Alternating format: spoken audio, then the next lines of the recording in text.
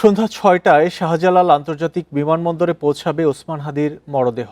ইনকিলাব মঞ্চ জানিয়েছে, সিঙ্গাপুর থেকে বিমানের ফ্লাইটটি রওনা দেবে স্থানীয় সময় ৩টা ৫০ মিনিটে। হাদির প্রথম জানাজা হবে সিঙ্গাপুরের দ্য অ্যাঙ্গোলিয়া মসজিদে।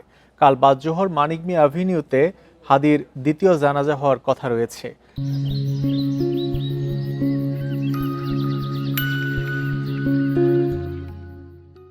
বৃহস্পতিবার সিঙ্গাপুরে চিকিৎসাধীন অবস্থায় মারা যান ওসমান হাদি। গত ১২ ডিসেম্বর পুরানা পল্টনে দুর্বৃত্তের গুলিতে গুরুতর আহত হন তিনি। প্রথমে রাজধানীর এভার কেয়ার হাসপাতালে চিকিৎসার পর ওসমান হাদিকে সিঙ্গাপুরে নেওয়া হয়।